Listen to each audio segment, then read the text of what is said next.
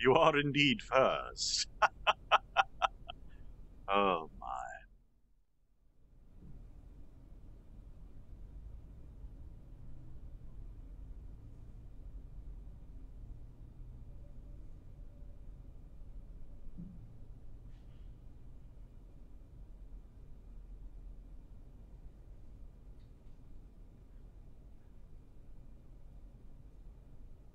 Okay, that is that. That is there.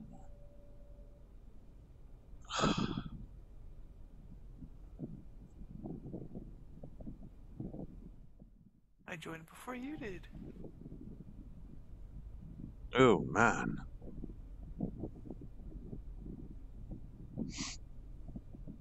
Yeah, I'm being lazy today because I'm tired.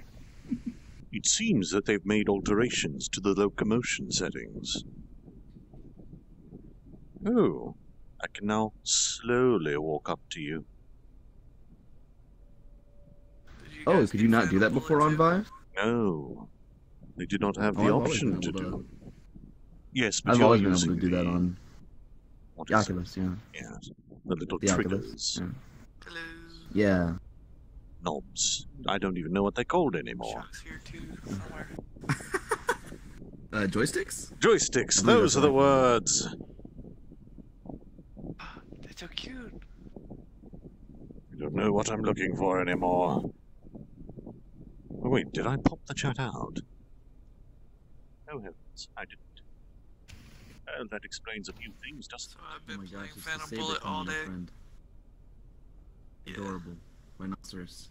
Hello, Magnanix. Have you been okay? Rhinoceros. I'm doing well. Yourself? You even have this. You even have this spear. Yep, I'm that's doing really just cool. dandy. Well, that's That's good to awesome. hear, Dandy.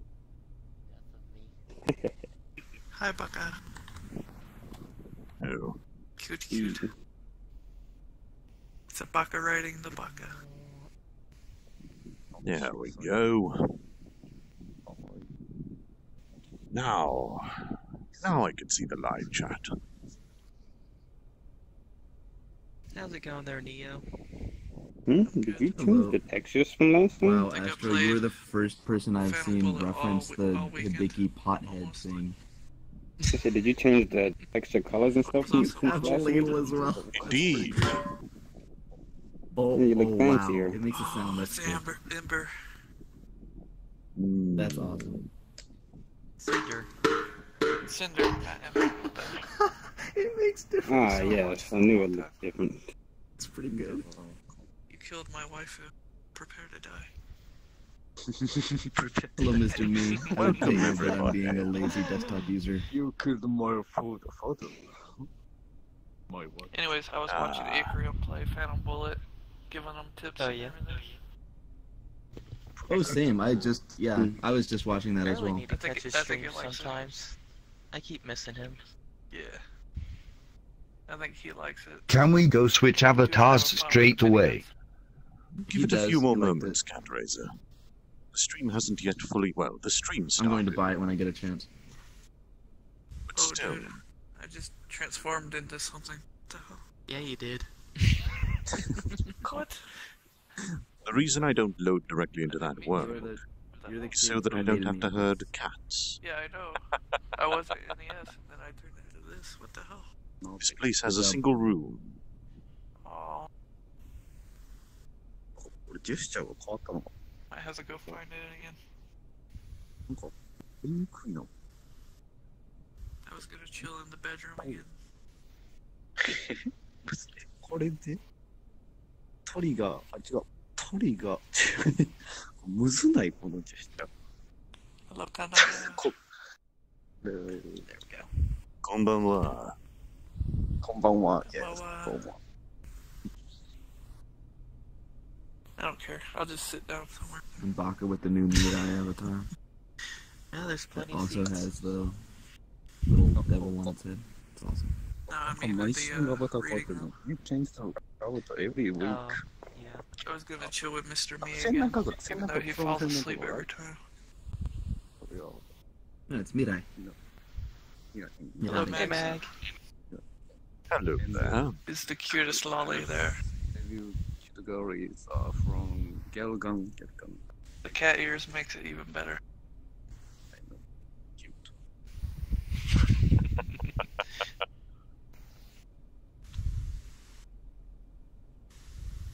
How many dynamic bones is that dress? A lot. You'll fix it on the Was All it right. NES? I want to go back to being NES. Or just being Well, small. it's starting time. Nice. kind of Oh, difficult I'll go as to is. make gesture from Look, since it's a update. Rory. One of the Yes. best girls. Hello. I'm going to regret doing that. I can feel it. It's like, Otto. I can feel it in my bones.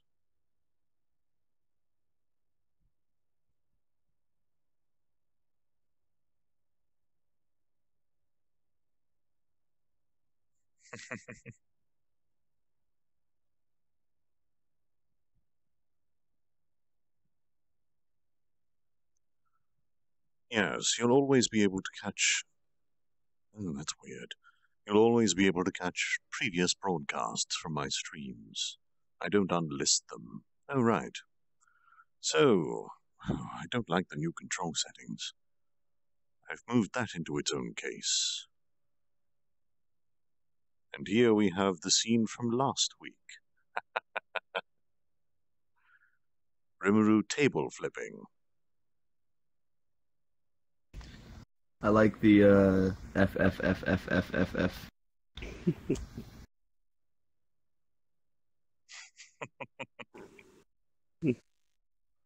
Well, I mean, he did table flip in the conference meeting, so... Oh, this control setting is so odd.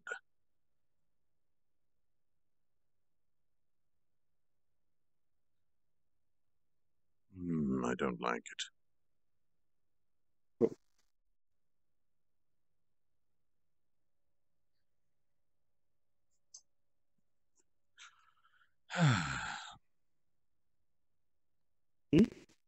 Yes, we I are just at the noticed part this just piano. after the banquet.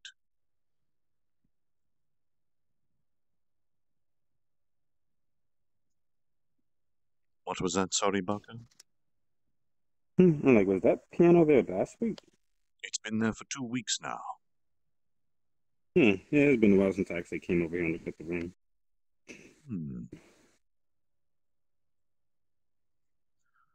All right. Reading.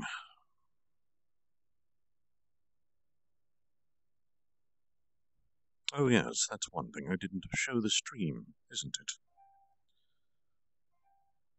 I need to go and find my old drives so that I can restore these ones that were missing, but I also need to figure out the correct chronological order. This movement is crap.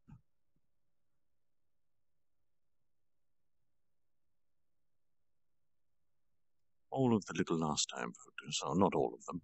There's only 8 there. Hold on. Wow, this is good. No. Flipping tables.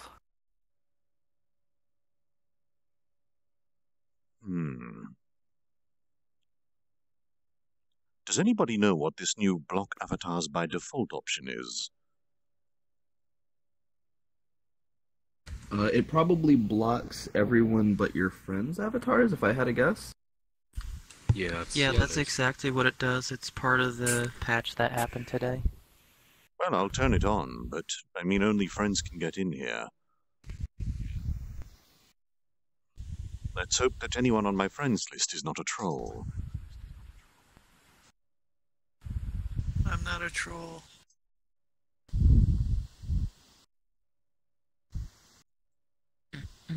Third-person locomotion? What? Oh, no. No, thank you. So there's no way to return the control scheme to the previous version? Not yet. Goddamn. This is extremely from awkward. what I've seen. Good thing I'm not moving much, isn't it?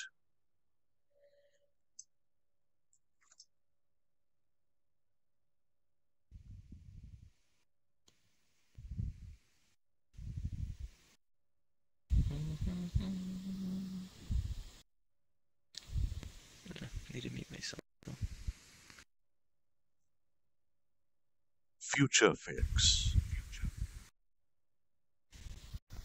Boink. Well, that's fine. That's fine.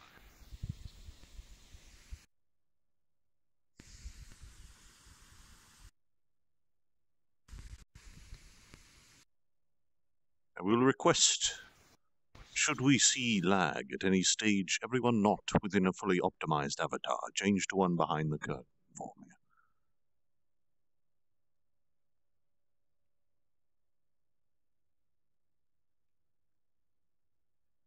Thank you kindly, and I appreciate your adherence to this small requirement.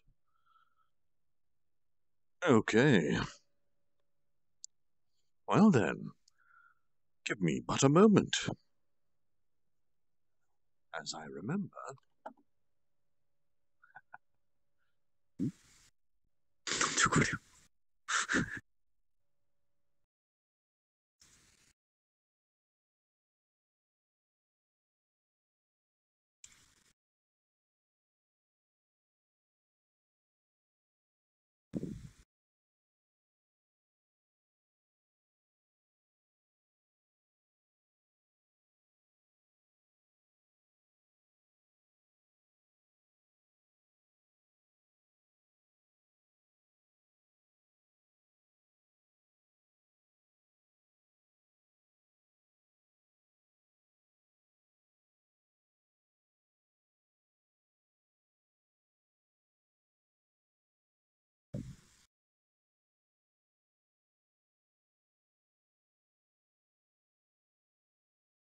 Much better. Much better indeed. Forgive me for that.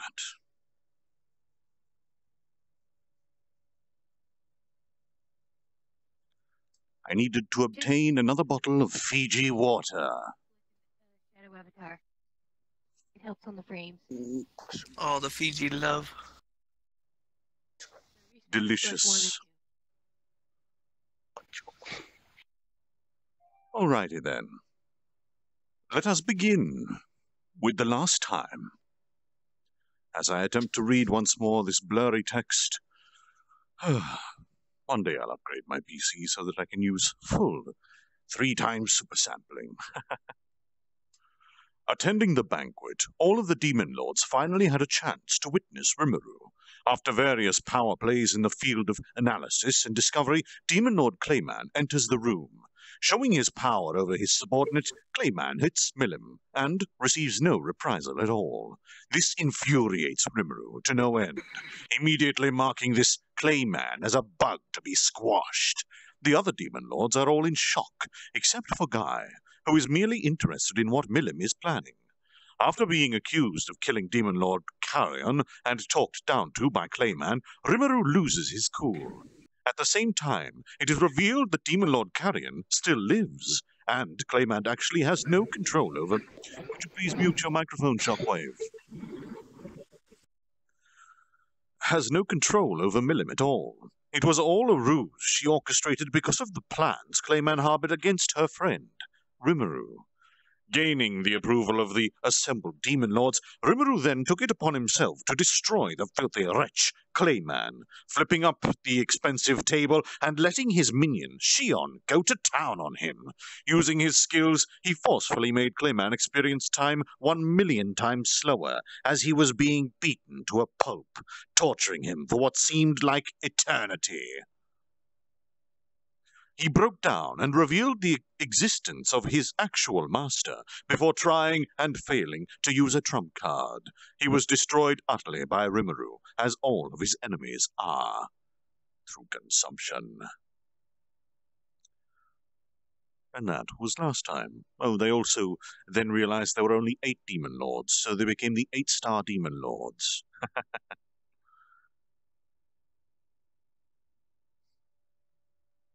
And now, to continue where we left off last time.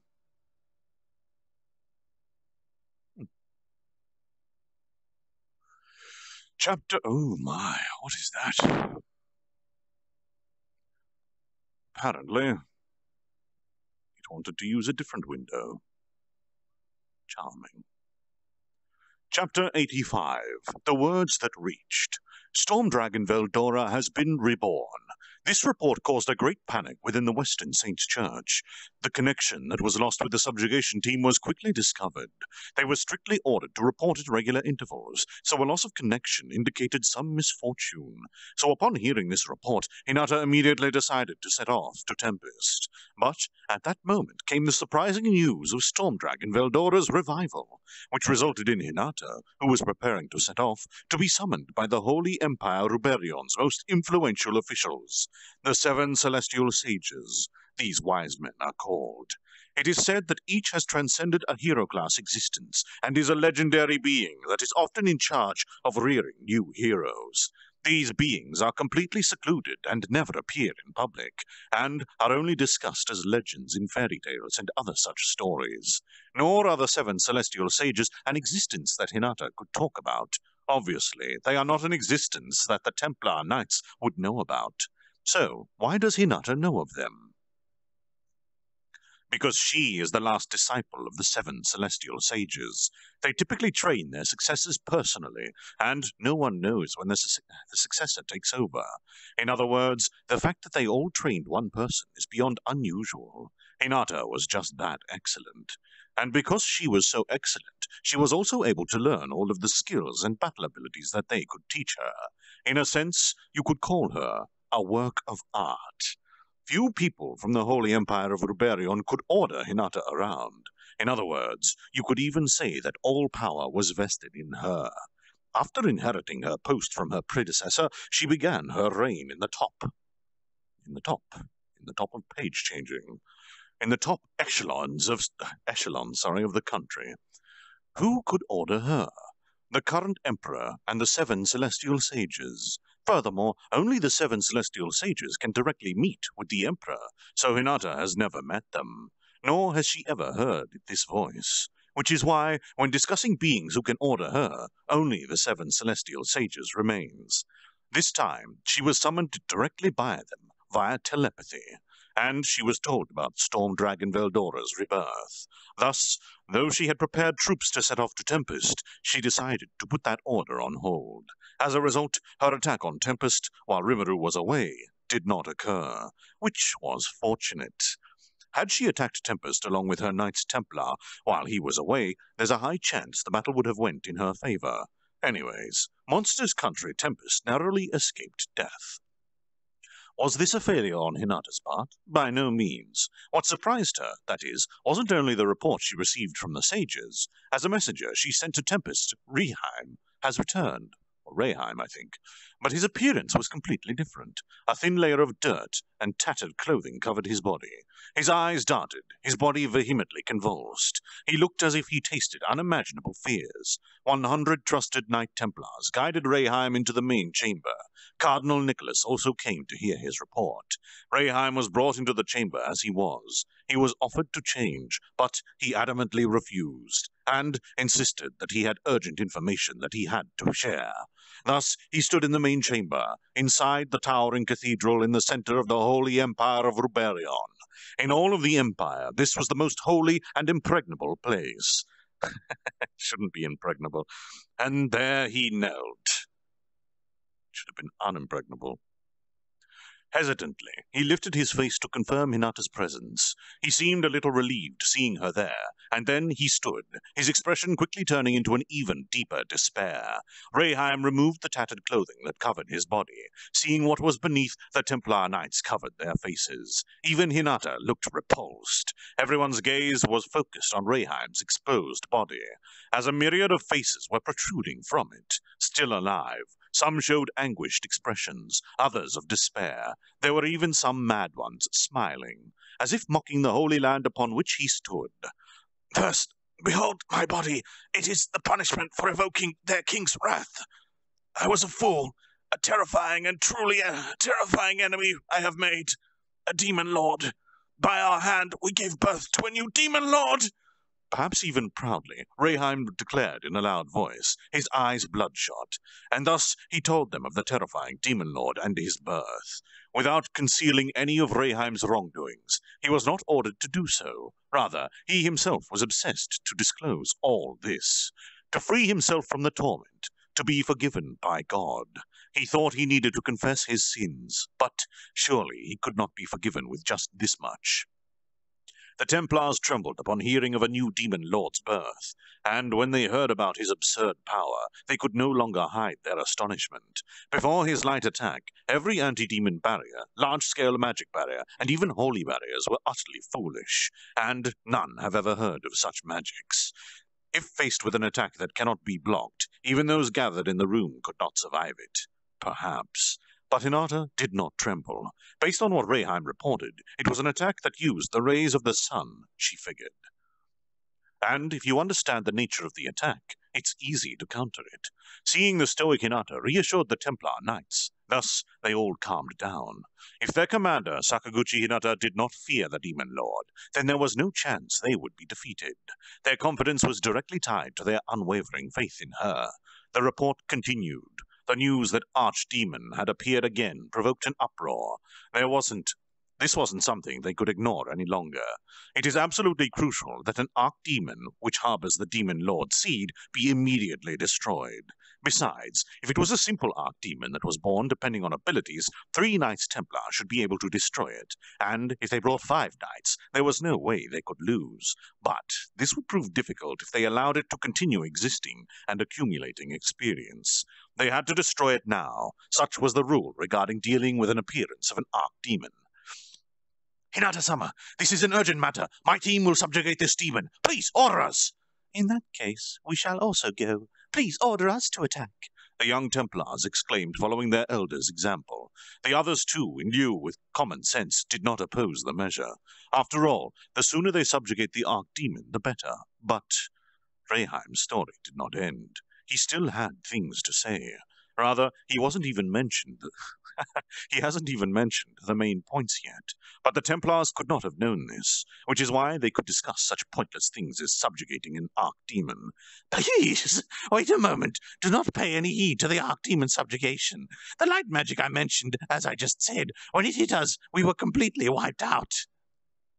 However, that doesn't portray the scene appropriately. There were 15,000 of us, and this elite force was completely destroyed by a single monster's terrifying attack. I meant that literally, not as an army, but every single individual massacred. That's no exaggeration. That's exactly as it happened. Silence enveloped that holy room, a heavy atmosphere in which no one could utter a single word. A monster which could massacre 15,000 men. It made them all recall a certain legend. A legend speaks of a monster which became a demon lord after destroying a city. Truly, the monster fit the description of the word demon lord. The monster sowed chaos and destruction. Beings that exceed human capabilities are usually limited to the species S-class dragons. Currently, 3 of them remain, and 1 has been sealed until now. These 3 beings are designated Special S-Class, but in reality it wouldn't be unusual to recognize 2 more Special S-ranked individuals from among the Demon Lords. The reason they are not recognized is simple. They were mostly active before the Church had been formed, and have yet to produce any further casualties. In other words, should they resume their rampage, they will be recognized as Special S-ranked beings. They will be recognized as a being that cannot be defeated by human hands. That's what the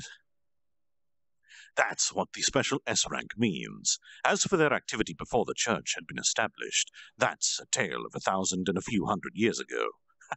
According to traditional records, it would have been 1,200 years ago. Even then, 2 beings called Demon Lords, and which would now have been recognized as Special S-ranked, existed. Lord of Darkness, Guy Crimson, and Destroyer, Milim Nava. Friends of Rimuru. Come on, turn the page.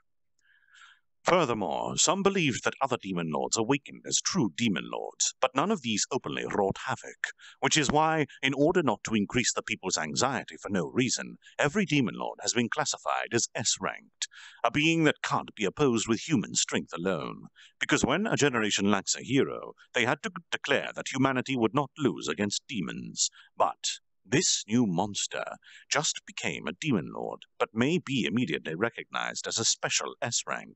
Heavy silence continued to rule the room, a silence which displayed a desire to reject accepting the birth of a new demon lord. Simple demons and true demon lords are an existence that towers over humans, but it's pointless to stand here in silence. Rayheim, did you see it awaken? Ending the silence, Hinata asked. In response, "Yes, I believe an offering of 15,000 lives was sufficient," he replied, confident. "Is that so?" Hinata muttered and began to think. All things stood. She was fortunate not to have gone to Tempest yet. If her opponent was an awakened, if he turned into a true demon lord, then the number of troops didn't matter. Even if you gathered powerful soldiers, should they lack the strength to oppose that monster directly, then they are useless. The subjugation army's disaster only proved this point. Moreover, even though the monster hasn't awakened by then, it was still capable of destroying the army alone. From time immemorial, a hero that her carefully selected team would venture... What? From time immemorial, a hero and her carefully selected team would venture to defeat the demon lord. Waiting on the page to turn. Oh, come now. There we go. And since that's the case, I guess I have to go, huh? She muttered. If the opponent is a demon lord, Hinata would have to go herself, and since there was no need to further increase the number of corpses, there was no need to send out normal soldiers. An elite few, perhaps 100 Knights Templar, would win this battle and have a higher chance of victory than a larger force. Hinata accelerated her thoughts, again and again and again, because she had to ascertain her victory, and as if interrupting her thoughts, a pained expression appeared on Rayheim's face. And from within his chest, a new face arose. Rayheim's pained expression quickly turned serene. Test, test, test. Can you hear me? Eh? It's already recording. Eh? Already? Seriously? Whatever. I think so. Should I say, pleased to meet you? I am the Lord of Tempest, Rimuru. I'll say this in advance. This is a message. Even if you address this messenger, I won't hear you, so keep that in mind. The face said. A number of soldiers came at Rayheim, sword drawn, but were stopped by these words. That's a speech they probably had to hear. The Knights Templar couldn't hide their surprise, whereas Hinata's expression did not change. She was merely awaiting the next words. Her head was calculating various possibilities, but her expression did not show it. That's just how much control she had over her heart and mind. Did the messenger suit your tastes? Good taste, right? Oh, but I didn't design him. Don't get any weird ideas. This wasn't my idea either. Shut up. They might be listening in on this. Is that so? Good thing they didn't hear this. But let's forget about tastes. Let's get to the question at hand. I'm wondering how much you're planning to pay me to end this fight. I'll say this in advance. You started this fight. I have witnesses, so you can't overturn this fact. So, what will you do? Personally, if you apologize for this incident, I'm willing to forgive you this time. But should you refuse to make amends with monsters, then we will crush you with our entire force. Without any reserve, without any mercy, without a single or second thought, we shall crush you. Eh? Even if a time to rethink this comes up? Didn't I tell you to shut up? What will you do if they hear you? I won't look cool anymore. Which is why I ask you to carefully consider the next step. That being so, is Hinata there? This message will only be played if your presence is recognized. But that aside, here's what I wanted to say. Well done attacking a person without listening to a single thing they had to say. A wonderful funeral you planned for me. But too bad. I am alive. The next time you come at me, I will respond with my true power. But I want to hold a serious conversation before that, so I'd appreciate it if you gave it some thought. If you still desire to fight me after that, then that's that. Let this messenger know your response. The ones embedded in his body are the blood shadows. I think they are. I think that's what they're called. They killed my friends, so I cannot forgive them. So I killed them and embedded their heads into this guy. This messenger is also dead. Yet I made him undead so that they can continue to suffer. After receiving your reply, he will come back to me, so don't worry about that. Should you decide to dispose of him, he'll automatically disintegrate thanks to your skill that I analyzed. But if you choose to only half kill him, that'll only increase his suffering, so keep that in mind. Currently, I'm headed off to the Demon Lord's Warplegris banquet, so if you want to talk, decide upon it, and we'll talk after I return from there alive. Chances are it's going to be a week from now, so keep that in mind. Well then, I'm looking forward to your reply. And, ending his monologue, the message concluded. The Templars, their mouths agape, looked at their trusted Hinata. Without being perturbed by it, she met their gaze. She was busy processing the newly obtained information. There were few things worth of note, but there was not time for that. Though he had an aloof attitude, the message's content could not be ridiculed. The most important point was that disintegration had been analyzed. Now, should she fight, she probably wouldn't be able to use it on him. Perhaps he was only bluffing, but she could hardly depend on such empty optimism. Her biggest mistake was that she didn't notice his survival during their first battle, or their last battle. She felt a sense of regret. Yes, that rare feeling burned in her chest. He also mentioned other important things. When he spoke of making amends with monsters, he must have had the Church's doctrine in mind, so he's probably searching for a chance to make peace with them. But that's something that everyone, Hinata included, would describe as naive. And, lastly, that monster, Rimuru, was most definitely not lying during their first meeting. The fact that he was also a world traveler, and that he reincarnated as a monster, that was now probably true. His Japanese was far too natural. That was the nostalgic Japanese that could only come from that world. At some point in time, Hinata had opened her previously closed eyes, and, without a word, she erased Reheim with disintegration. If Rimuru's words were true, then quickly erasing him would be his salvation. And, do not be tempted by him. Our creed is absolute. We should pay no heed to some lowly monster, she declared to the knights. Though she may have just contradicted herself, that wasn't something she would admit to. That is, if they were to ignore the monster's words, there was no need to disintegrate Reheim. It was because she believed him that she did it, but the knights didn't notice it. She was the Emperor's personal guard captain, and led the knights herself. As their captain, she had to serve as an absolute example. Thus, leading the hardened Templars was the reason for her previous words. Now then, what should I do? She wasn't sure she could win this time. Though Hinata fell into melancholy, her face did not show it. What a difficult dilemma befell her. But for Hinata, this was something she could just solve by continuing her calculations, or so she thought. That was the end of that chapter. Let's go for 2.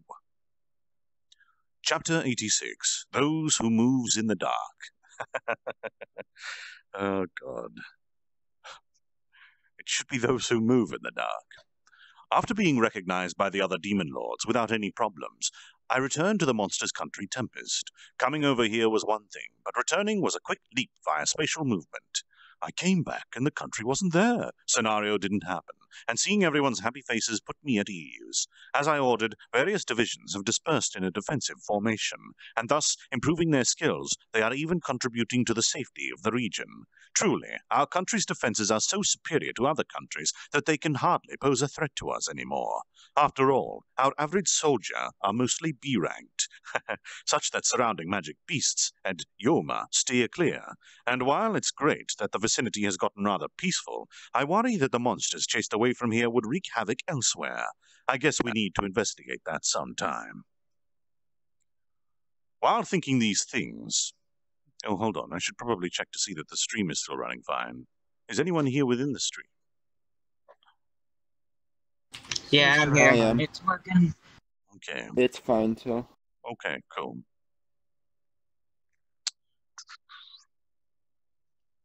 While thinking these things, I brought Veldora and Shion into the city. When I entered the city, the citizens and the patrolling soldiers bowed on the edge of the street, opening a road. Maybe they were practicing while I was away at the Warplegris banquet, because they moved as one.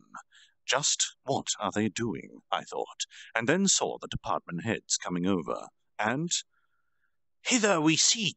I'm sorry. Here we sought to honor your ascension to the seats of the demon lords. We are filled with endless joy that you have returned to us, Ricardo exclaimed as the representative.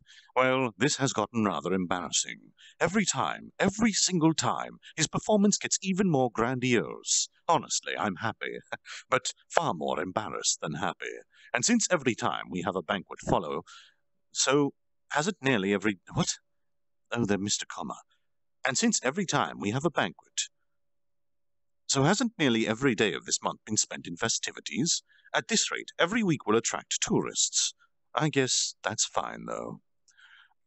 Our lord, well, me, had officially become a demon lord, so I do understand if they wanted to celebrate, though I guess the humans disagree, right? And because of this and that, before returning to my house, we held another banquet. On the day following my return, I decided to hold an urgent meeting with the department heads. In the meantime, I ordered Soe to observe the movements of monsters in the region. Soe accepted, albeit he added that there's probably no longer a reason to worry about that. What does he mean there's no longer a reason to worry about that? Are they all coexisting happily now? Well, I'd be happy if they were. Eliminating the brainless monsters is probably a good idea, and besides, since so many of us radiate powerful auras, the chance of a Yoma appearing has decreased. After all, we need to ensure the human merchants are able to traverse our roads safely. Moreover, the weaker monsters could also be a threat to the humans, so I guess exterminating the said groups is our only option. In response to my worries, in that case, how about we set up an anti-monster barrier along the roads? Bester suggested, and as if planned this in advance. Danna, we have succeeded! A magic tool that creates barriers! Kaijin exclaimed with a satisfied smile on his face. Seriously? These old geezers are too amazing. I did know that they were developing this in secret, but it's a real shame that it didn't come in handy during the earlier incident. But to be able to create test products in less than a month, aren't they just geniuses? Kaijin, Bester, and I guess Gabble have developed quite a few things already. By now, Kaijin had completely left the smithy to Kurobi and wholeheartedly devoted himself to research. Well, as someone who represents our entire development staff, I guess he can't spend all his time on research. From what he said, the magic energy concentration around here is now able to gather easily. Moreover, superior auras tend to drift freely around here. Even the concentration inside the cave, where B-plus ranked monsters tend to spawn, has gotten denser. In other words, our country is rather abnormal. As a result, they have been analyzing the effects of change in atmospheric magic energy concentration on the formation of demon crystals. It seems that at the same time as magic concentration decreases, demon crystals tend to appear. Moreover, as the concentration decreases, the chance of a monster or Yoma spawning also decreases, thus rendering my worries meaningless. It is a truly wonderful discovery. This is crucial for our country to release competitive products, and as a byproduct of their research, we now have obtained a way to obtain demon crystals, and have also discovered the creation methods for magic stones. Seems like magic stones I have acquired in the Ingratia Kingdom came in handy. Well, they did tell me that creation of magic stones involved various large instruments, but it truly is an arduous process. Even if we had discovered the method for creating them, it will take time for us to produce any. On the other hand, we can easily use demon crystals alone as fuel. Unlike the more purely concentrated energy sources that the magic stones are, using demon crystals is easy. Now, what was recently developed was a barrier inscribed on top of a demon steel. It uses the artificial demon crystal as a fuel source. It's currently shaped like a cube with a volume of 1 meter. The thickness of the barrier is 50 centimeters. Thus, it's pretty heavy and hard to carry. But once you start it, it will naturally absorb magical energy from the surrounding and continue functioning indefinitely. It would be great if we could reduce it to a single sheet of demon steel, but at least it's easy to use. So when we put this simple magic circle, we named it Barrier-kun, by the way, into operation along the 10-kilometer road, we will ensure security along the route. But I guess adjusting it so that it runs just along the route of the highway is the most praiseworthy part. I've been told that it took the combined knowledge of not just Bester and Kaijin, but also Shuna and Kurobi. It wasn't something they've been designing for the last month, but something they were imagining for that long. It's a bit moving. I quickly gave my approval and had them plan to set it up along the highway. I altered the order I gave to Zoe to include observing the effects the barrier will have, and so the monster country Tempest has been steadily trying to become the center of this world's commerce. Next, I heard the current state of affairs. I really should have heard this first, but people speaking out of turn got us sidetracked. Things have gotten rather quiet. There have been no changes in the region, and no country is taking any visible measures. I also heard Yomu's circumstances. The king we released is also moving according to our expectations. It really would be impossible for Yomu, who had never been a king, to control the nobles, so it might be fun to watch the old king try to befriend us and use us to his advantage. If he does befriend us, it might come in handy to Yomu later on. While hearing the report, I made this mental note. Thus the report paused. Everyone has been trying really hard to secretly resolve all my worries, so I just asked whether there were any problems, any new problems. I don't know who's speaking, because it's over the page. One moment. I see. It is the orc. Not a problem, but I want to let my brethren know about Rimuru-sama's ascension as a demon lord. Would it be acceptable for me to visit every single village's transportation skill practice? Gerudo raised his hand and asked. Now that he mentions it, we've been so busy with the creation of the highway that I have no idea how the High Orcs are doing. I had heard that the food situation was solved, as expected, but nothing after that. I permitted his journey and...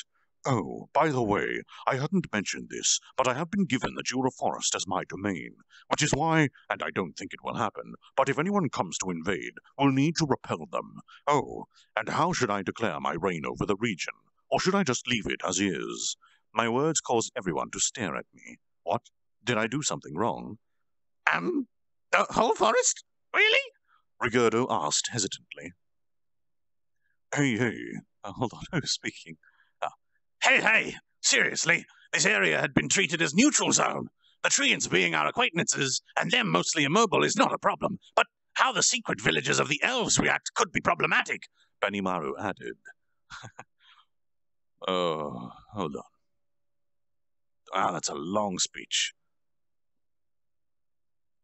Sorry for the pauses in this, as the pages don't want to turn either. Oh, come on. This app is a piece of crap.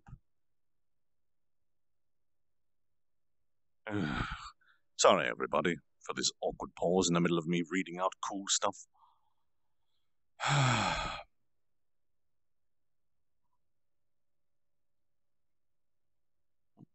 Okay.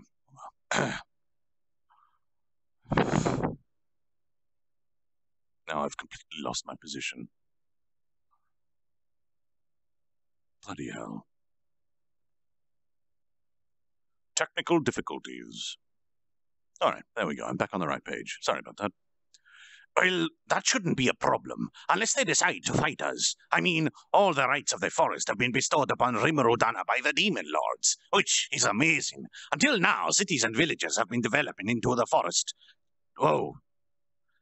Taking the resources as they pleased. We have done the same and didn't ask permission because we didn't need to. But now, even the elves would have to ensure that they can still continue living in their hidden villages. They will have to ask permission from the demon lord, Rimuru.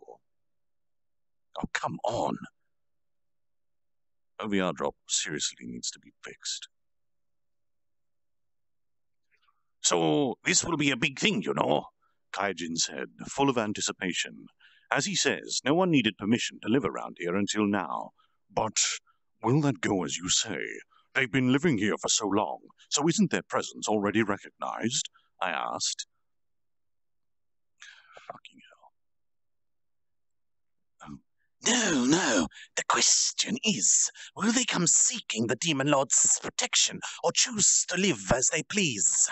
Of course, they'll decide that by themselves, but that would mean that they are opening themselves to an invasion. If anything, our race will come to greet you. I will let my father know. Panicked, Gabble said. Somehow, I feel like this might become an important event. Ignoring the carefree Veldora, Shion, for some reason, has a very proud look on her face. If it was this important, I wish you'd tell me earlier. Not that Shion would have noticed it. By the way, Shion, this domain was not earned... What? This domain was not earned by any of your efforts, you know. Seriously, unlike her secretary-like appearance, she can't do that job at all. I despaired. That's only to be expected of Rimuru-sama. And other similarly haughty lines Shion said with a proud expression. In short, in order to get the Demon Lord's protection, you have to come meet him first. From now on, we will be conducting an investigation of the Jura forest to find out what kind of intelligent races live there. Even though we had just finished building the highway, we'll be busy again. Well, we haven't built one leading into the Sorceress Dynasty Tsarian yet, so we have a lot of work left over. As for Rigardo, being sure that guests would come soon, he issued orders to our city's citizens to begin preparations for their welcome. Seriously, I had expected that becoming a Demon Lord would be a pain, but to think that I was right to such an extent. Sadness that the pages don't turn. After ending the department head's meeting, I remembered a question I forgot to ask. Right, did we get a response from Hinata yet? By the way, did the messenger we sent to the Western Saints Church safely deliver the message? Did we get a response? To my question, My master, of course it arrived safely. right, the region's defenses are impregnable, but we didn't see anyone approach. We have yet to receive a response. Diablo confirmed the message's arrival, and Berimaru noted the lack of a response. Oh shit, well, I got those voices around the wrong way. Well, they might be busy still thinking about the proposal. I wouldn't want to fight Hinata, but that depends on her. I don't think I would lose now, but I won't be letting my guard down against her any more. Honestly, and I know this is impossible, but I would rather they just apologize. I want to focus on expanding as a country already, and thus, facing problems the same way I did before, I became a Demon Lord. I ended the department meeting. Scene change.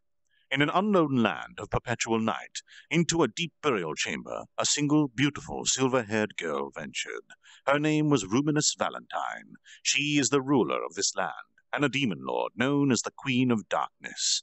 Inside a chamber sealed behind Ruminus's powerful barrier sleeps her beloved girl inside a coffin of Holy Spirit energy. There were few people who could venture this far, and no one could dispel her barrier. Or at least, there should have been no one. Ruminus. Her heart throbbing loudly, she proceeded towards the girl's burial chamber, and the moment she entered, she noticed that something was off. The chamber had been disturbed, and there's a leftover smell of another human, along with that of her beloved girl. It was faint, but her vampire nose could not be deceived. But that was a trivial fact. Hidden within the burial chamber, the coffin of Holy Spirit energy had been erased. Confused for the first time in her life, she couldn't accept what she was seeing. As a demon lord, Ruminus thought this situation completely impossible. But, her logical part winning over, she was able to recognize the situation at hand. No matter how much she wanted to emotionally reject what she was seeing, calm reasoning displayed otherwise. That her beloved coffin had been stolen, and soon her expression turned to one of anger. While screaming her lungs out in anger, she released all of her hidden magic energy.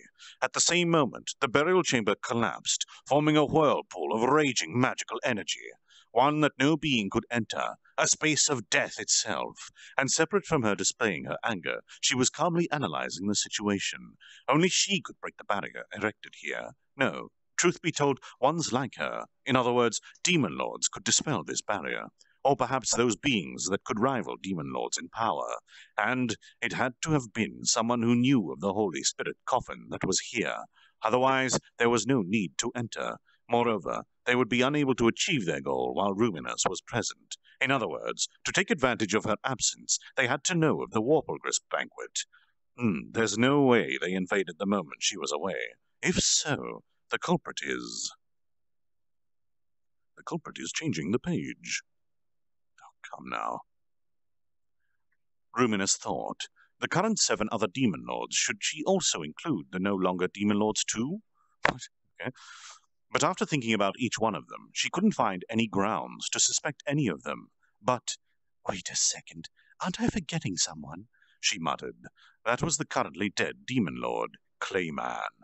He was so weak that she had already forgotten about him. What was that he said before he died? That cursed lord, Gazarim, was now reborn or something? He wasn't a demon lord, but someone that rivaled them. And if it's Gazalim, well, then he would probably know of the Warpulgris banquet and from Clayman. And if that's the case, then his real objective was to acquire the coffin all along. He ordered Clayman to hold a Warpulgris banquet and sought to obtain the coffin in the meantime? So it didn't matter who called the God, I hate this word. The Warpulgris banquet. He manipulated Clayman, thinking that if he managed to subjugate any of the participants, then that would be great. So if that's his real objective, then the rest was just for show. Ruminus's anger turned redder as a sense of humiliation filled her heart. She was certain that her conjecture was correct. Anger towards he who stole her beloved. Anger towards the demon lords who kept her away from home. She lamented the fact that she didn't want anyone to touch her beloved, and thus kept all the guards away. But perhaps the guards would not have changed the outcome in the slightest. Whichever the case, unforgivable. I won't forgive you. When I find you, I'll tear you limb from limb. I'll tear you limb from limb, Page-chan. Turn, damn you. The dark ruins of the burial chamber were filled with the silver-haired girl's screams and her rampaging power. That anger was not at all like the time Veldora had turned her country to ash, as this time her own heart had been torn, and her unfulfilled lust caused Ruminus to change. Verified. Conditions have been fulfilled. Unique skill, Lust, has evolved into ultimate skill, Lustful King Asmodeus. The voice of the world declared to the silent Ruminus, and I don't care about that, she shrieked, evoking one of the ability's skills, life and death. She was truly fortunate that there was no life in the near vicinity. In an unknown land of perpetual night resounded the never-ending screams of a silver-haired girl. And that, friends, is the end of chapter 86. Oh man, this page-turning is getting worse. I'm going to take a quick break to wet my throat.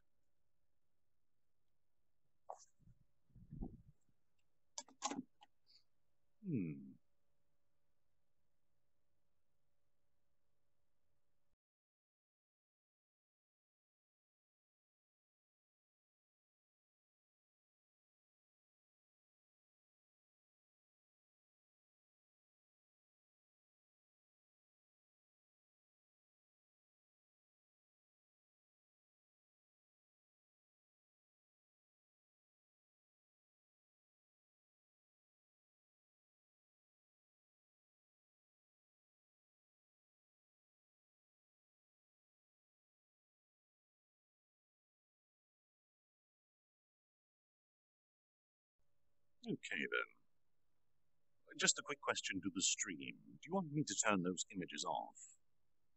I can, or I can leave them running. I'll check the answer after the next chapter. In the meantime, let me return to the realm of reading, and remember that I kept that thing all tabbed. Damn it. Where are you? There. Oh, okay. Thank you for your patience. Just a moment.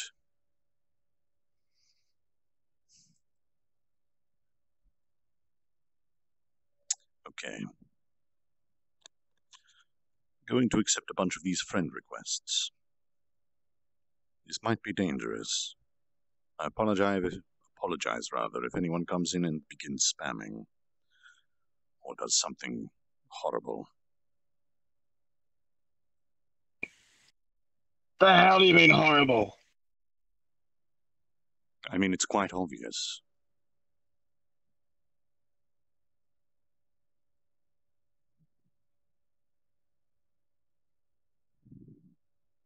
I take it you've not heard of what has been happening recently, with screen-spaced shaders. Rippers. Rippers. We will die. I hope not, otherwise I'll not be adding anyone to my friends list ever again. That'll be the end of it, won't it? Okay. All right. Let us continue then, dear friends, along the path of Rimuru's ascension. Chapter 87, The Holy City. A city enveloped in a tranquil light. a holy city protected by a holy barrier. This was a high-level defense barrier developed through many years of arduous study.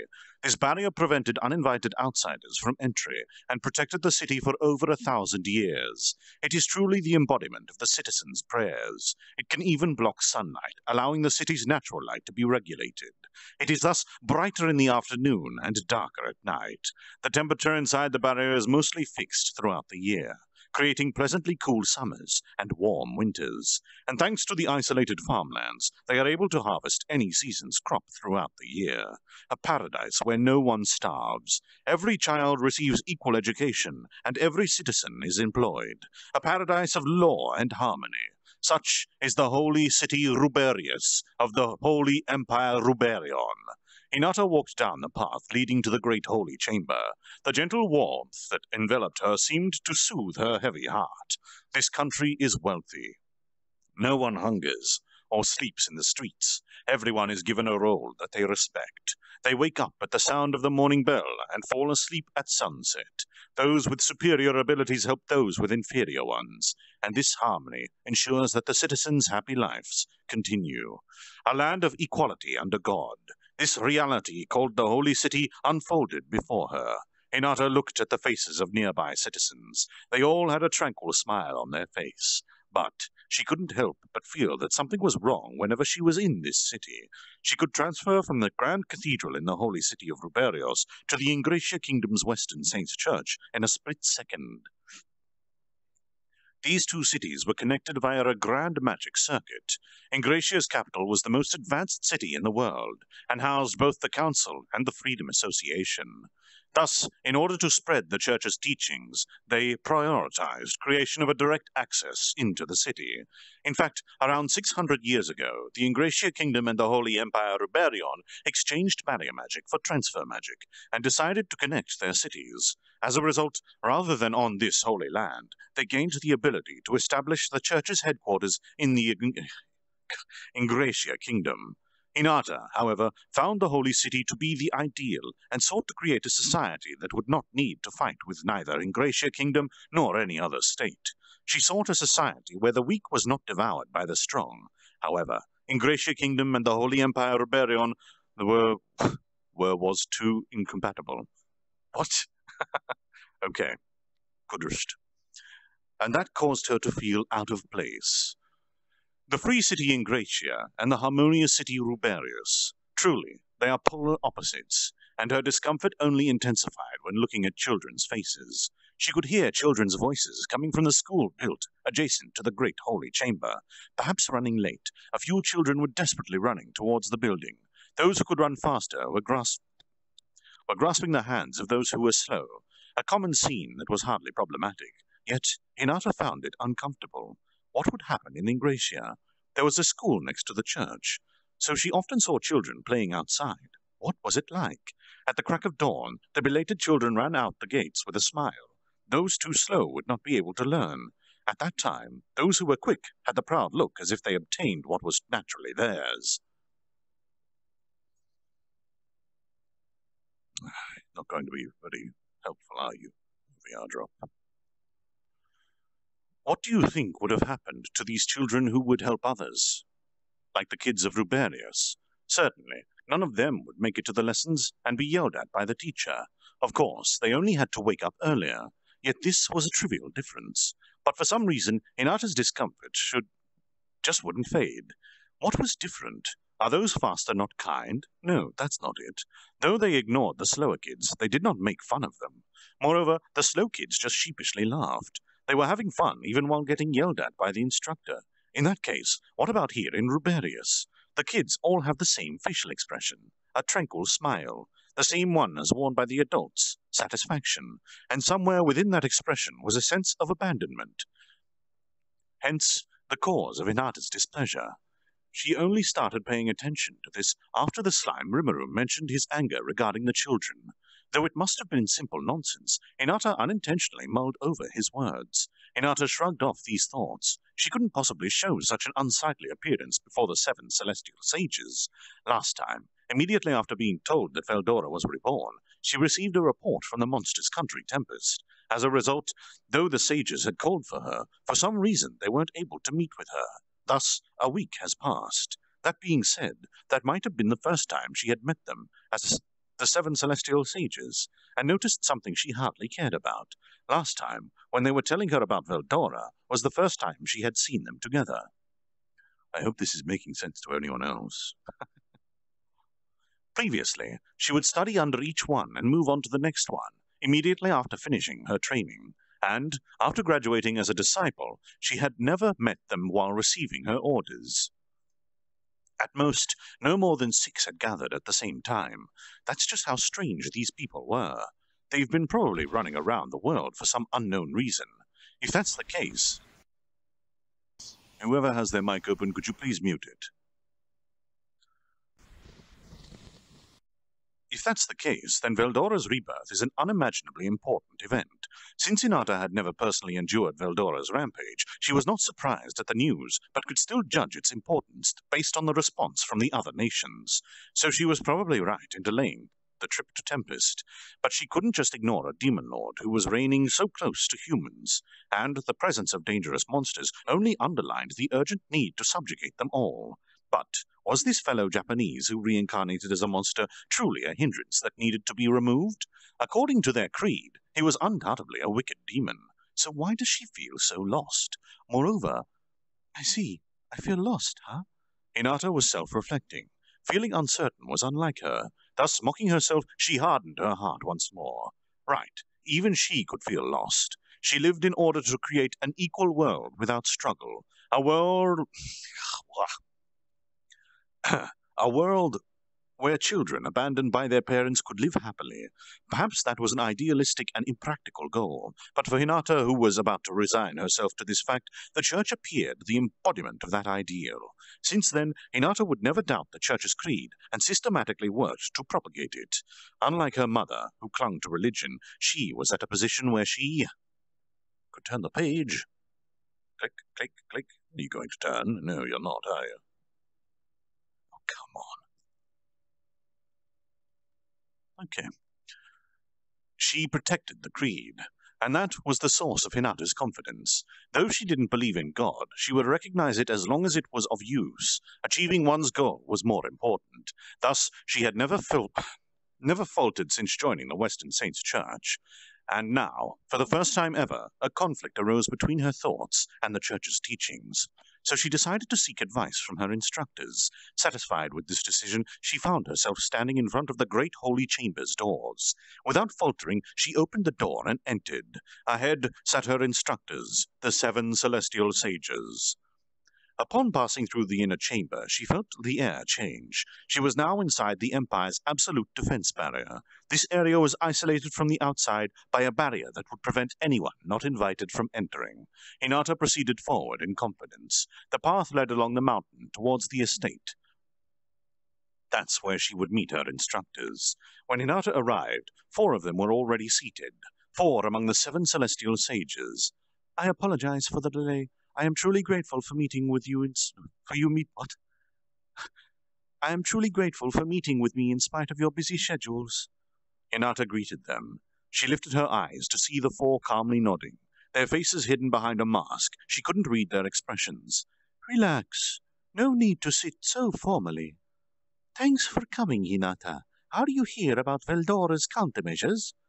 What a dejected face. That dragon is a natural disaster. Not something we humans can oppose. Is something worrying you?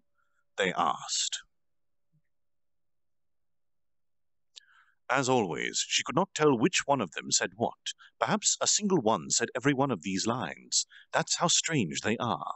Even the instructors said that it's pointless to fight Veldora, but does that not go against their creed? When she asked, they responded that the dragon Veldora is a monster, and is also not a monster. A dragon is actually a holy spirit, and is thus a ball of energy. Therefore, they were nearly intangible beings. And further, they added, that annoying dragon recently joined hands with a newborn demon lord. Right, that demon lord massacred the farmer's army. Never thought a single being was capable of such a feat. An evil dragon and a demon lord joined hands. If we don't proceed carefully... Humanity will fall. Presently, they weren't in a state where they could offer a resistance, but that was not something they could permit. They couldn't simply consent to an enemy's rampage just because they were strong. Hinata lifted her head and looked them in the eyes, and, "Pardon this interruption, but I will not run away. Whether a dragon or a demon lord, I shall bring home victory," she declared. She couldn't forgive herself for thinking that just... These fucking commas. She couldn't forgive herself just for thinking that just because the demon lord was a compatriot, she could speak to him once. What? Perhaps they insisted that we couldn't handle them out of fear for the demon lord. Human hearts are weak. Judgment is often clouded by fear. Moreover, she found it ridiculous to permit a rampaging being to continue existing. They should immediately destroy him. "Don't be conceited, Hinata. Normal attacks will not hurt that evil dragon. Even a hero could only seal him." I'm taking the fact that none of them have voices that are recognizable to mean their voices constantly change, which makes my job a hell of a lot easier. "Your attacks could hardly cause it much damage. Angering the opponent would lead to further problems. Do you still insist on trying to defeat him?" But Hinata would not waver. If he needed to be defeated, then she would defeat him. "I have come with a request today," she replied to their questions. Honestly, she had wanted to seek advice on how to treat her compatriot, who was reborn as a monster, but listening to the report that he joined hands with Veldora and massacred the farmer's army caused her to reconsider. As she thought, humans and monsters cannot coexist. They need to be destroyed before they produce further casualties. Her heart free of worry, she felt at peace, and she continued quietly. "I have come seeking permission to use the spiritual weapon." She quietly waited for their reply. The sage's movements stopped, and the room was filled with dead silence. Suddenly, boisterous laughter filled the room. Hinata did not move. She silently waited for their response. "She's serious." "Very well. We have witnessed your resolve." "Perhaps you can defeat him."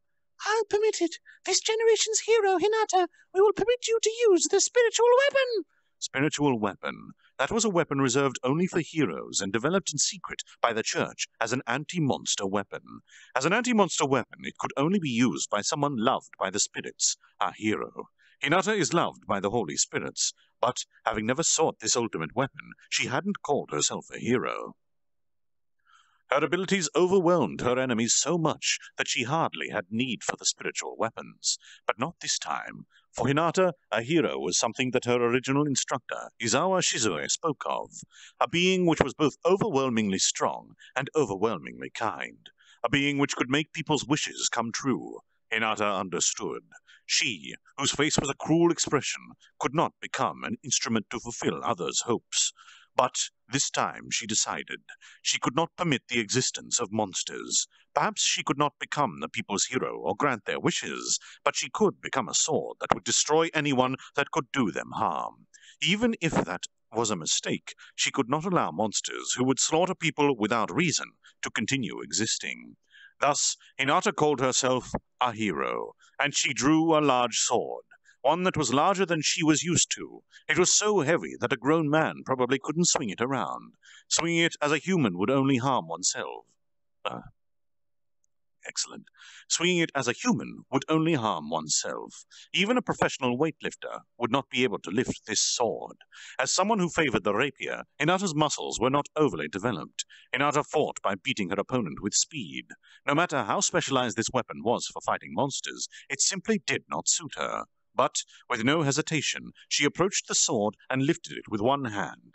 With a carefree look on her face, she glanced over the sword. She could easily swing the tip at the speed of sound, and wield the sword as if it were her own body. Her movements resembled a sword dance. No problems. But this was not due to her strength. Perhaps a giant could wield it with strength alone. Hinata was simply using weight manipulation and inertia manipulation at the same time, so this hefty weapon weighed absolutely nothing to her, and if she increased the weight the moment it made contact with her enemy, she could land a devastating blow. Furthermore, no matter how fast her opponent, as long as she nullified their inertia, she could deflect their blow. Thanks to her flexible swordsmanship and these skills, Hinata boasted invincibility. The extra skills included in her unique skill, Usurper, were perfectly managed by the unique skill, Mathematician. That was her strength's secret, not because of the spiritual weapon. The sword was the product of many years of Celestial Sages' research on developing a weapon to counter Veldora, and Hinata has long ago acquired it. She did not need the sage's permission to wear it. She was herself rejecting it. She convinced herself to only use it when permitted by the sages, and they permitted it. Hinata released her limiter and returned to her true form. A thin membrane covered her body, transforming into armor. That was the reason why she did not wear any. That is, she was always wearing it. That was the hallowed equipment, saint armor, holy mail.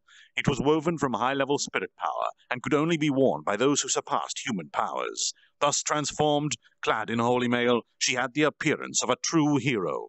Clad in the strongest holy armor, with the strongest anti-monster weapon in hand, she set off.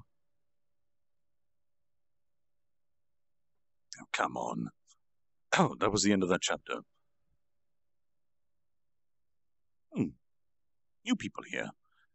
I will once more make mention. If we're beginning to drop in frames, I'll need anyone who has an unoptimized avatar to grab one from behind the curtain.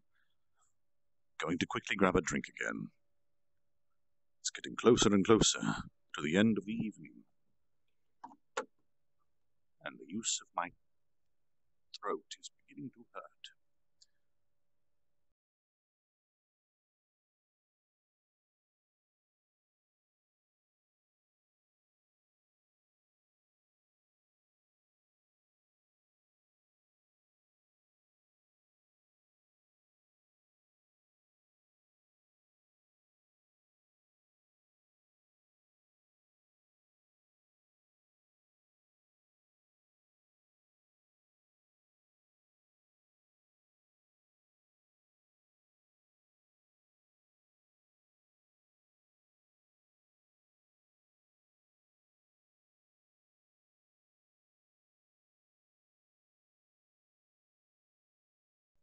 I forgot to check. It's very difficult.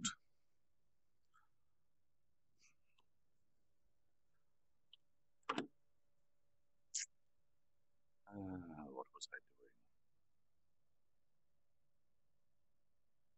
doing?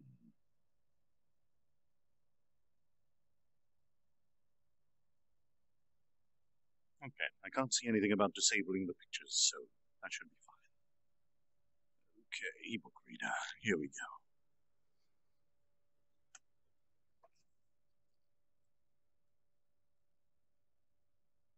Service. Oh, alrighty then. Another sip of lukewarm coffee, another swig of Fiji's water. And my throat feels back to at least optimal levels to continue reading.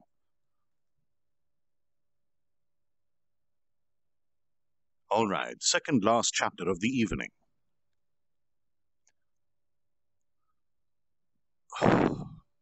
Cables all over the place. Chapter 88. Towards the second encounter. Hinata left the inner mansion. When they confirmed that her presence disappeared, the four continued their conversation. Oh, goody. What a painful child. She seriously thinks herself a hero. Yeah, she's far too inexperienced compared to the previous one. She wouldn't even reach the last one's feet. But it's true that she is the strongest we have. But what... Was it fine to send Hinata without the princess's permission? She'll be angry, but if we send Venus, Saturn, and the Sun to comfort her, surely she'll... Sorry. I should have chosen a different voice. Surely her displeasure won't last. Last time, all 7 of us went, and she still hadn't completely recovered. But Hinata cannot be compared to that person, they said, exchanging glances. Each one was confirming the other. We don't know what that being is, but I'm glad it appeared. Indeed, thanks to it, the princess has awakened. But we can't leave it as is. No matter the cost, we have to recover that person, they said, nodding. What the 7 celestial sages deemed important was the true hero. The current representative was far too inept, though she was as much a replacement as gathering bits of salt from the table for want of a full salt shaker. She was nonetheless the strongest material they have come across for the past few years. But her heart was far too weak, obtaining mental strength and the soul that far surpasses that of normal humans. The weakness of her heart prevented her from achieving this. She's defective merchandise, and she doesn't even notice this herself. Also, that her flesh has stopped growing. She stopped growing 2 years after joining the church, with her body frozen at the age of 17 due to the spirit's blessing. She can turn the page. Come on, you can do it. She can no longer age. Even though she is loved by the spirits to such an extent, she could never get over her trauma. Cool and logical, trying to save the weak, herself included. But where she lacks the most is emotion. She doesn't love people. Never being loved as a child has corrupted her heart. Receiving the love of the spirits had not awakened her. Regrettably, they could not expect a further awakening from her. So as long as she scouted the power of the new demon lord, that would be enough. Have we reached an understanding? Of course. If she wins, great. If she doesn't, we'll declare that she acted on her own. Right. And then we will grandly declare our recognition of the monster country Tempest. Hinata was a disposable pawn. Good if she won, disposed of if she lost. And they knew. What? The sentence is literally, and they knew was how to avoid taking responsibility. And they knew how to avoid taking responsibility. All was done for their dearest wish. All was done for the shrouded in darkness. And soon enough, the sage's presence faded into darkness. A scene change. I soon found out that Sakaguchi Hinata has set off towards my monster country Tempest. She's bringing 100 fully armed Knights Templar with her. Without doubt, she only chose the strongest knights who would not hinder her in the slightest. As expected of Hinata, she immediately noticed that half-baked soldiers would be completely worthless. But I thought with regret. But I thought with regret that action identifies us as a naturally dangerous existence and rejects any chance for future reconciliation. Frankly, what is she aiming for in future? If you don't seek to understand your opponent, your only option is to destroy them. But that would inevitably lead to a great war. Though modern Japanese knew how much blood has been shed in the name of a god, in the end, Hinata and the church are moving by forcing their ideals onto others. Such actions completely disregard what the other party believes or has to say. I do not believe any justice can be found in these acts. Does Hinata not understand that? I did realize she was a person who disregards what others have to say. If the enemy is a monster, there's no need to listen. Does she believe that they would be able to display their true power when a war starts? Moreover, just a thought, but I had been expecting her to act according to modern Japanese common sense, but doesn't she completely lack it? If she came over here when she was 15, does she not know the history of our world? Moreover, I don't know much about modern education, so how much do they teach these days? Well, whatever. At the end of the day, whether you can put your knowledge into practice depends on the person themselves. Not knowing something is hardly an excuse, and one that doesn't matter to us at all. There's nothing we can do about the fact that she was given great power while still a child. Besides, she declared us her enemies. There's no point in saying anything anymore. I shake my head, chasing these thoughts away. I have to crush my enemy. I gathered the department heads and went over the situation. First, Soe reported on Hinata's advance. On my decree, he had sent spies into the major cities of the Ingratia Kingdom and Farmers' Kingdoms. Obtaining information is the basics of wars. When we sent an emissary to the church, I also sent spies all the way to the Holy Empire, Ruberios.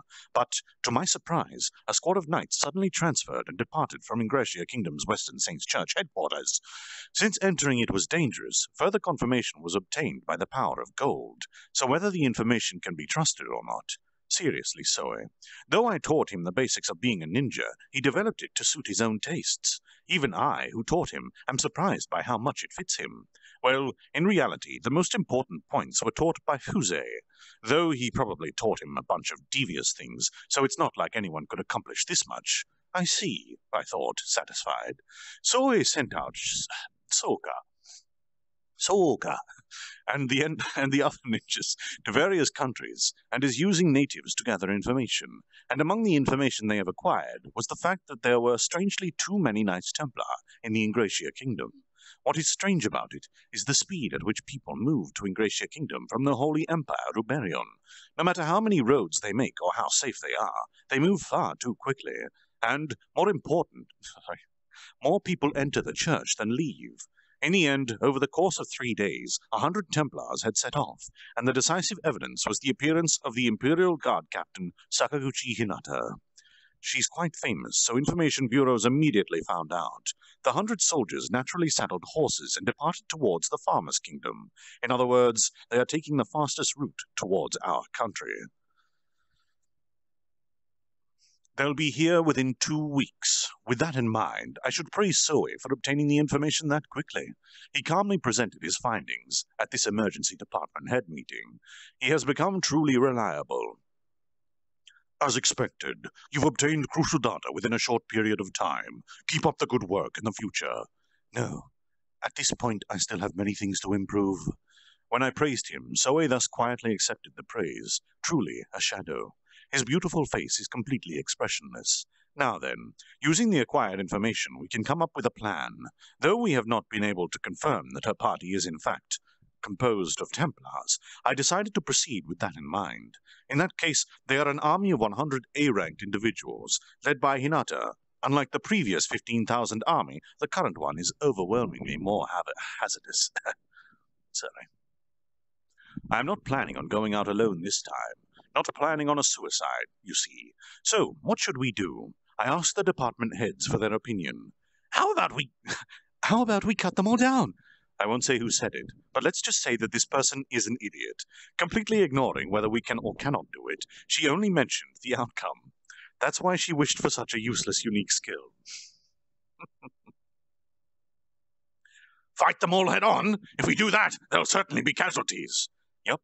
Rimuru seems to have abandoned prideful thoughts. He seriously considers abilities and can accurately judge our fighting strength. Well, he often trains with Hakuro, so this is the evidence of his growth. I always say that we should leave it to our general, but maybe that's actually a good idea. Come on, Paige. You can do it. Excellent. Oh. How about we use my Hiryu division to attack them from the sky? That might be a good idea, but they are Templars. Each must be A-ranked at least. Even if we attack from above, we won't be able to pierce through their barriers. We might be able to stop them that way, but surely Gerudo would do better than that. As you say, my division is numerous, and if we just need to stop them, they won't be able to harm us all that much. That's how the conversation proceeded. Casualties, huh? Just when everyone was safe and sound, I won't stand to see my friends die. But our enemy is Hinata, and she's dangerous. When we last fought, I was able to run away, my goal. But if we fought to the death, I would have certainly died. Moreover, she didn't go all out. Presently, only I can oppose her. I can't imagine myself losing, but I don't know how things will go if the knights would fight along with her. Moreover, the knights pose a different problem. How should we treat them? Should we slaughter them all, or let them go?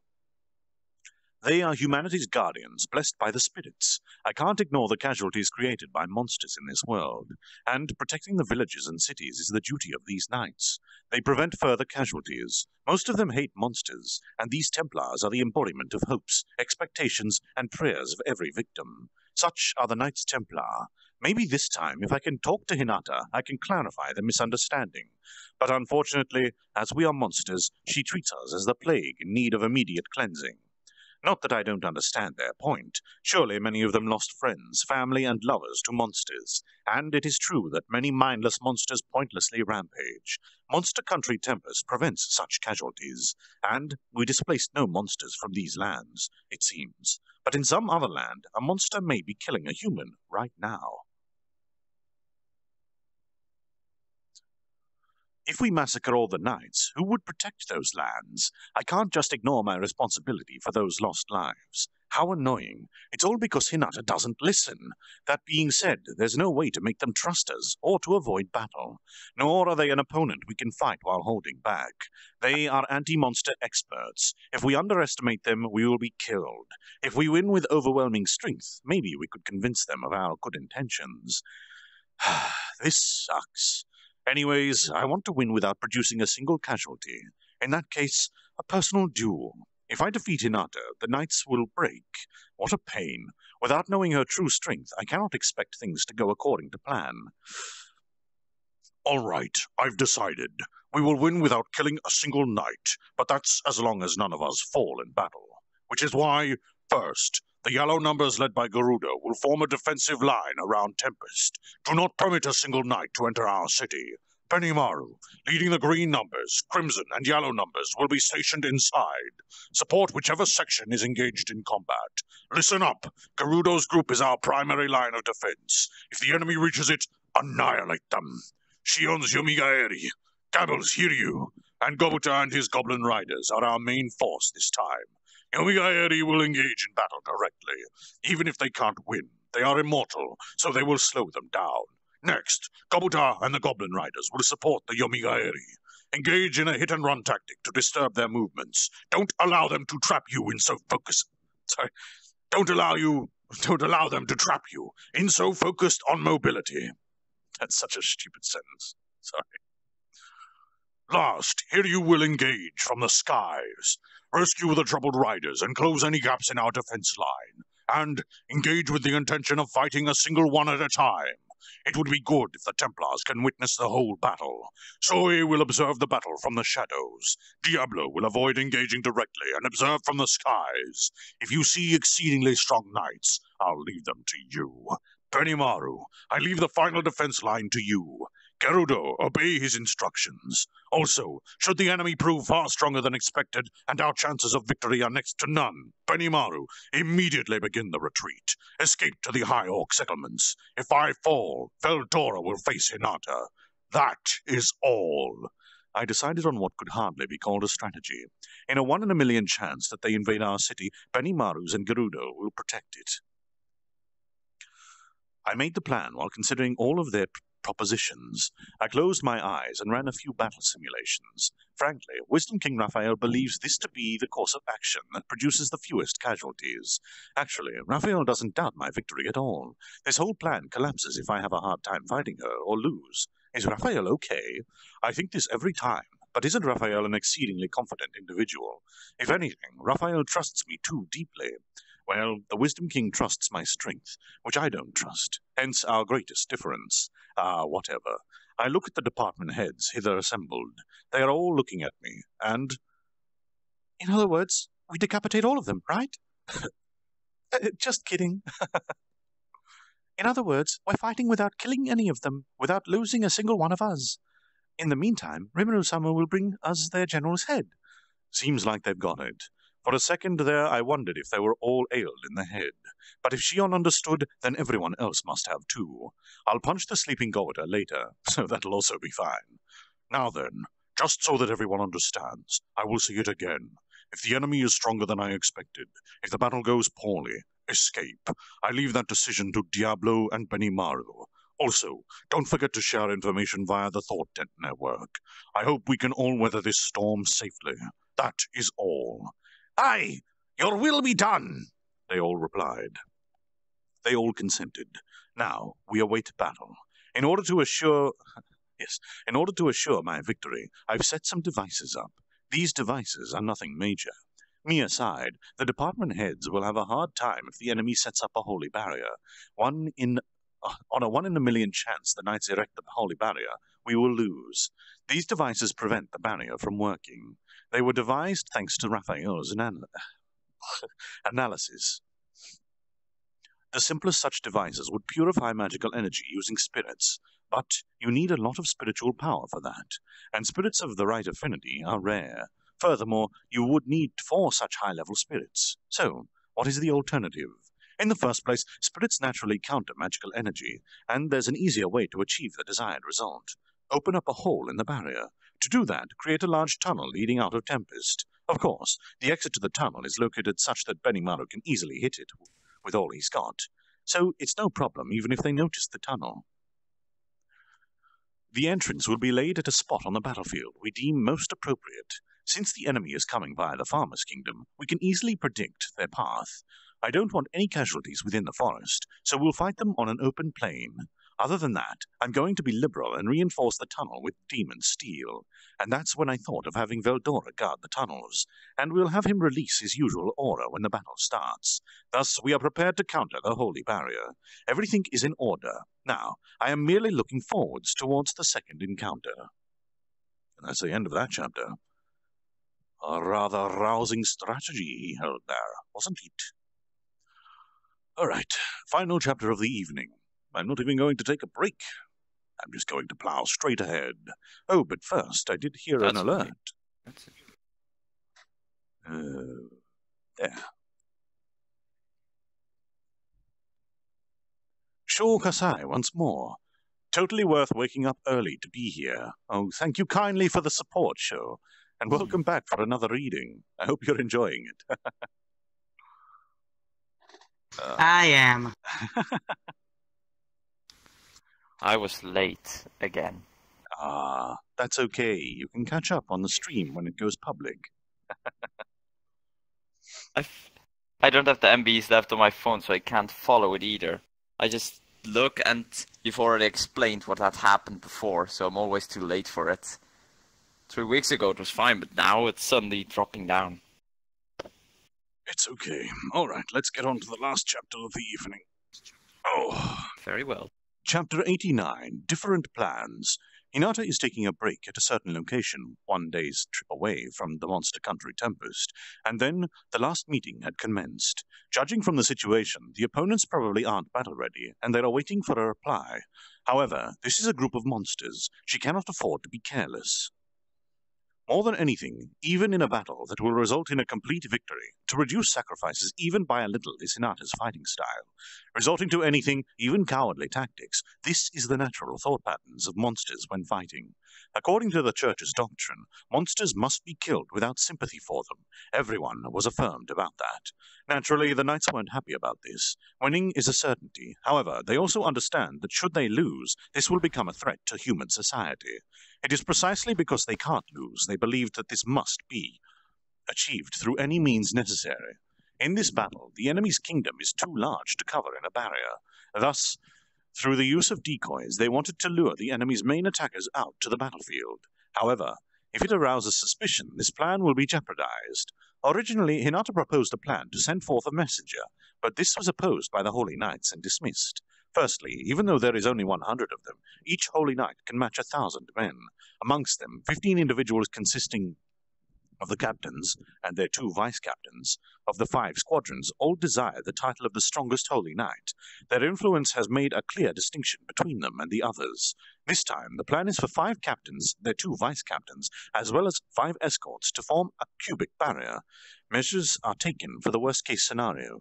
3 captains will form a triangular barrier, and the effects will still show. For that purpose, instead of a cube, a pentagonal barrier will be activated instead. Bloody hell. Even if the enemy has taken measures and manages to interfere with the erection of the barrier, the location where the barrier will be erected can simply be changed. The main fighting force will now have 40 less combatants, but in order to neutralize the battalion lured into the barrier, this is the best method. The plan is simple. The remaining 60 will be used as decoys to lure the enemy into the strategic locations. The fighting spirits of the Holy Knights are sufficient. After all, the enemy this time are merely evolved orcs and goblins. For some, they are foes already encountered numerous times in the past, and have already lost the ability to feel fear. Amongst them, there are also evolved lizardmen and evolved ogres. Anyone aside from the main forces will probably not be able to match their strength. What they should be wary of is the existence of the archdemon. While Hinata, whom they worship, slays the enemy's demon lord, they must hold back the other monsters to make sure they don't interfere. Their biggest obstacle here is believed to be the archdemon. However, they encourage themselves there's nothing to be afraid of. After all, they are wearing spirit armor. The spirit they contracted with made the materialized armor easily adjustable, called holy mail. Hinata is also wearing it. Albeit inferior to true holy mail, it is still better than average equipment. Hardly being able to feel its weight, it's a superior kind of armor that feels as light as feathers. The weapons they wielded are also articles used to vanquish evil, a weapon that can nullify resistances and deal true damage. Pure damage for Dota players. It is rare to require this much power in a single battle. The equipment used were so powerful to the extent where subduing an arched dragon, 10 people with such equipment is sufficient. It could be compared to a country's army of 10,000 elite soldiers, but compared to the monsters, they can't hope to make a comparison. The Holy Knights were scattered in various places, but all the knights that were over the page, that could be contacted with were gathered. For the Holy Knights, this was one subjugation war they could not possibly lose. Hinata looked at the knights while in thought. Must we really fight this battle? Usually, she harbors no doubt about decisions made till now. Although she had hardly decided this in the Holy Capital, a sliver of doubt had sprung forth. It was her first time experiencing this. Firstly and foremost, the predicted outcome of the battle. The predicted result seemed too good, too convenient. The forces on this side are few in number. In an open, spacious field, this would prove to be inconvenient. On the contrary, the enemy can easily make use of the vast terrain, making escape difficult. The terrain is simply too convenient. However, to predict all this would simply be impossible. It feels as if she was dancing on the palm of someone's hand. But she dismissed it, as she's probably thinking too much about it.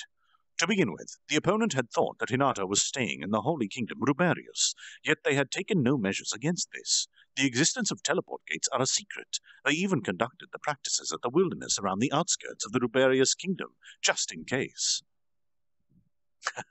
Translator's note. Yeah, Hinata, I hate to break it to you, but I'm pretty sure the Demon Lords and the Dwarfs had already been using teleport gates for quite some time now.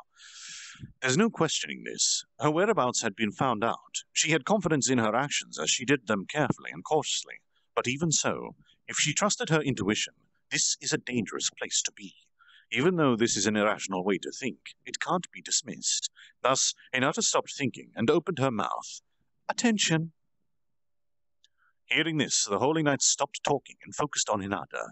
Hinata looked at each and every of their faces and said, I'm going to give you your commands now. Decoy team, it's likely the predicted battlefield location is a trap. By chance, any disturbance to the activation of the barrier is a disadvantage. However, we would deliberately go along with the flow of the opponent's strategy. We will deploy the barrier in order not to arouse suspicion in the enemy. However, there will be no captains, and the vice-captains will take their place. The captain and the escort will defend the vice-captains with their life on the line. However, there's no need to think of anything else other than the maintenance of the barrier. Acts of hostility in order to protect the barrier will be permitted. It will be great if we could fight as planned, but if we are to be scattered due to a preemptive strike, fight back at full force. I will say this again, don't stubbornly try to put up the barrier. Everyone's survival is top priority. Depending on the assailants, permission to stop maintaining the barrier and join the fight is granted. For the barrier group, take into consideration that the enemies will be scattered. Central decoy troops, you guys, rely on the assistance of the barrier, and don't overconfident try to take on a surprise attack head on out of pride. Lure the opponent towards the playing field, where we will claim victory. Take into consideration that your own powers may end up annihilating your comrades. In addition, while you guys act as the decoy, I will go slay the enemy general. Do not ever be careless. Take into consideration that there will be no reinforcements. Then act. She trusted her instincts and gave out the orders. Either way, this is their only fighting force. Any other battle forces apart from this one will only end up as a hindrance. The troops conducted another meeting to review the elaborate maneuvers after clarifying the role of each Holy Knight. Any signs of cockiness had instantly disappeared from their eyes. Scene change. It has been 2 weeks since the scheduled meeting with Hinata. If it's Hinata, we thought a surprise attack might be a good idea. She even dutifully let out a fireball explosion in the sky to let us know. She's either extremely confident or a complete idiot. Well, whatever. Here we will proceed as planned. I thought of this, and even though I still had time before the battle, I can't understand what's what. My head somehow feels... What is going on? Why is this happening? I am at a loss for words at the spectacle before me. This is what happened. As expected, 60 Holy Knights came to attack. This is good. This is because it's all going according to plan. I can never read that phrase without thinking, all according to Keikaku. However, if they've come to attack us, it means they had a specific battlefield. Moreover, to dig this tunnel into the open field took much effort and hardship. But there was a slight complication. I virtually declared that I will set a trap here, and yet they went and triggered it. The opponent might also have a trap here, and if we take the bait, things would get painful. Mentally, I'm sorry, Veldora, it's your turn, or it might not be. I apologize. I apologized and moved to another location. What? The place where Hinata and I will face each other. The pages are absolutely filled with translator notes. Sorry. This is why a battle has commenced on the side. The first notable thing was the situation where the Yomigaeri clashed with the Holy Knights. Bakana! Our attacks aren't effective against them! Sorry. Translator's note. Bakana. Impossible, but in a very intense and dramatic way. They aren't even undead! What is happening? The Holy Knight spoke in surprise. Instead of replying, with a knife in hand, the soldiers of the Yomigaeri swiftly wounded the Holy Knights. It appears they used their own body as decoys in order to deal a blow to the Holy Knights. Using their immortality to fight, it's looking impressive so far. And just like this, the Holy Knights braced themselves as they witnessed what they believed to be a one-sided development. However, the Holy Knights collapsed in less than 3 minutes. It is as I expected. The Yomigaeri were able to corner them in just 3 minutes. Due to the major difference in potential, it's impossible to think that the Immortals will lose. The results were that the Yomigaeri resurrected intact, and the Paladins had fallen. The Wolf Riders swiftly collected the fallen Holy Knights, binding their shadows and sealing off their movements. Hold on.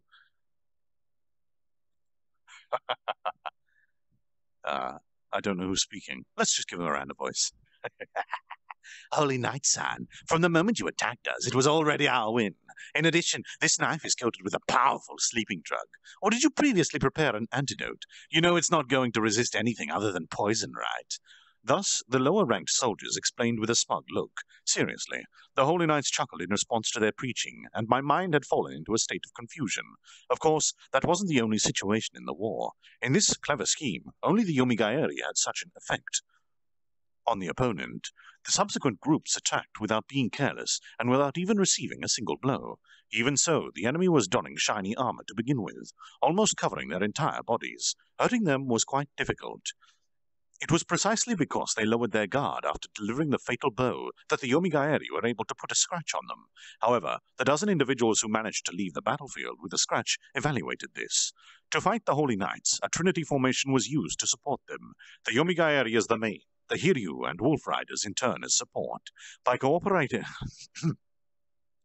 cooperating in perfect formation via communicating with thought transmission, they were in par with the Holy Knights. They were able to greatly reduce the enemy numbers at first, because they had set the foundation and were able to cooperate well. Or rather, was there such a strategy? While I was having my duel with Hinata, isn't the fighting location rather isolated? While I was thinking this, Shion sent a signal. Diablo, who was hovering in the air on cue, made a wicked smile and nodded. Leave it to me. However, please take responsibility, Shion-san. Parting with such words, he flew away happily. Huh? Were you not supposed to be monitoring from above? About that gleeful smile earlier, the Holy Knight Squadron must have something in mind. Perhaps they were planning to put up a barrier. Thanks to the monitoring network via Soei's shadows linked with ThoughtLink, a wide range of information regarding the situation of the war is flowing in. That's why there was no need for Diablo to move anywhere. While I was thinking about this, Shion jerked her chin up in a kind of cute yet flirtatious motion. Earlier, Gobuta and Gabble looked at each other. It feels like this is slightly different from what was discussed during the meeting. What? That's why. I'm not sure why, but I have the feeling I was supposed to be fighting someone stronger. Gobuta and Gabble questioned this. Right. I already thought something was amiss. I'm glad I'm not wrong. Even so... Are you guys idiots? Work quickly and do as you're told. Or do you want me to test my new masterpiece, food, on you? I was convinced yet. That's what Shion thought. No, I might be convinced. I might not be convinced. I understand. We wanted to go all out anyway. Of course, I'll pass on the dishes. Then get a move on, Gabo-san. If you don't go over, I'm going to get you. And he went away in a hurry. No, you guys aren't wrong. But it's strange, for some reason, even with Gobota and Gabble, the flow of the battle had taken a turn for the worse. Then, while those two were joined together, Soe and his 5 subordinates started to make their move. They matched the number of the small Holy Knight squadrons of 8 individuals perfectly. Apparently, the 8 of them had decided to suppress the opposing small squadron. Wait, huh? Shion, since when did you separate? It wasn't this kind of strategy. Shion, I've reached the Shion, I've reached the location. I'll become the opponent of this one squadron. Soe's God damn it, wrong person. Soe's thought had just been transmitted. Ah, is that so? Soe has also been convinced. Well, Soganko has already returned and will be going to support Gabble, was what I thought at the time. Thus, they split into 3 directions, but the enemy still had 2 forces left. Come on. I alone would be able to do this. Did I just skip 2 pages? None of this is actually making any sense to me at the moment. I apologize, I'm trying to turn the page. I alone would be able to do this. I'm willing to do it. I have to say it. Now then, where are the rest of the troops? My lord, please give me permission to commence attacks. Ranger, you're up. Yes, my blood feels light. I want to have a light exercise after waking up. I wonder what's with that. It's dangerous to let this guy loose. It seems this is what my risk prediction notified me. Well, it's probably not me who's going to be in danger, but my enemies. Okay, but don't be too reckless. I'd prefer if you don't kill them. Leave it to me.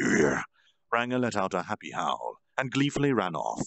Now, I can only pray for the safety of the Holy Knights. Good luck, though the fact I cheered for the enemy is a secret. Shion looked at them with satisfaction and licked her lips. I glanced at the pink tip of her tongue, but there was something suspicious about that wetness. She turned around and faced me. Now then, Rimuru-sama, I'm going on ahead. Nodding as hard as possible, she jumps out with great force using both feet and flew at a momentum as if she was trying to pierce the heavens. What? It's already been a series of events now. The reason my head is going crazy, I wonder, will I ever know? One way or another, the battle plan seems to be largely revised. Indeed, a 1-versus-1 situation with Hinata was brought about as intended. The environment surrounding the area was made so that no one can interfere with the fight. Even so, I thought I didn't plan for it to become like this.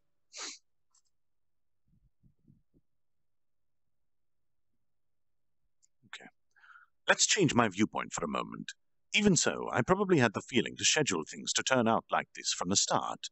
I also changed my emotions. The situation is ideal. There is no problem. I said that to myself. I went to meet Hinata.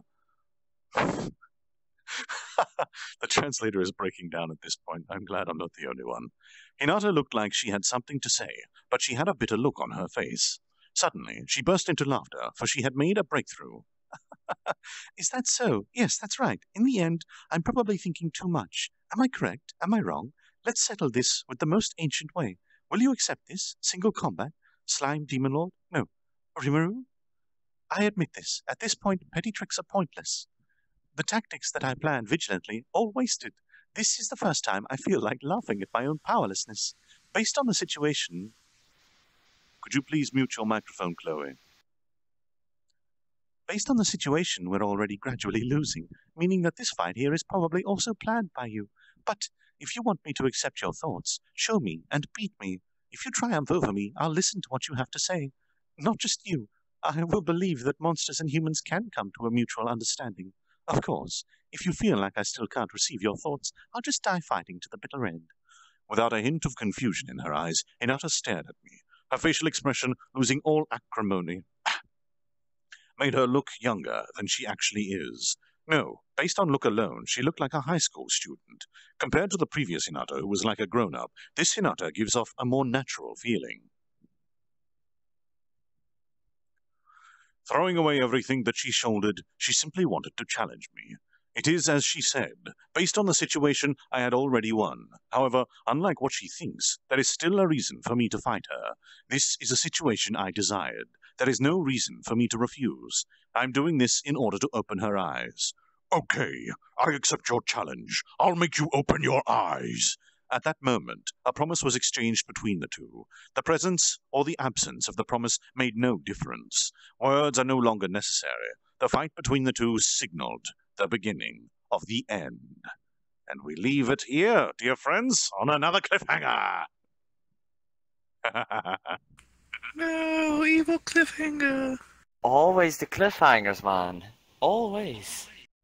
It's good. It means that you'll want to come back next week for more.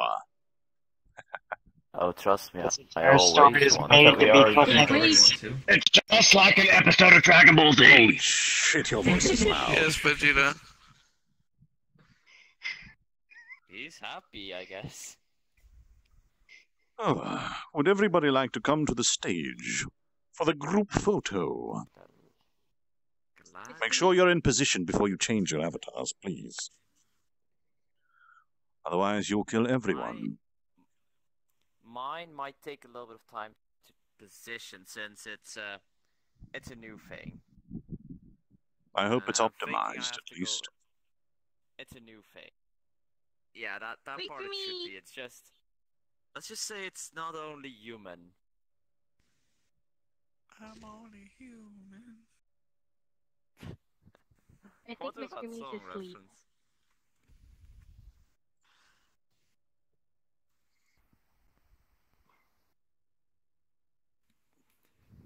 Let's get that picture taken.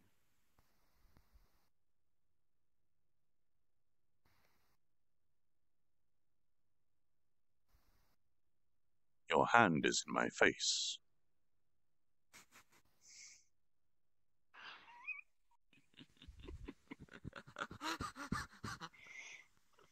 I think it's so casual. You should be happy it's not something else.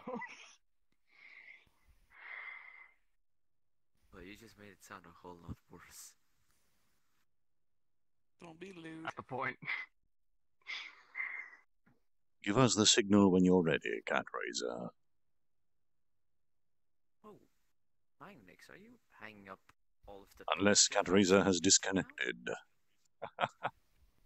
Excellent. Thank you very much for being Thank you. such a generous individual, taking the photo each week for the recent few readings.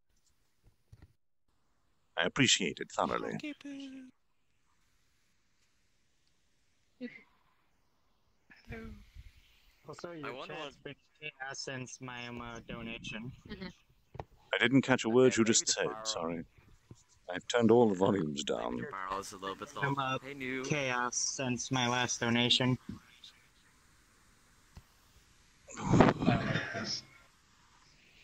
You said chaos since your last Hello.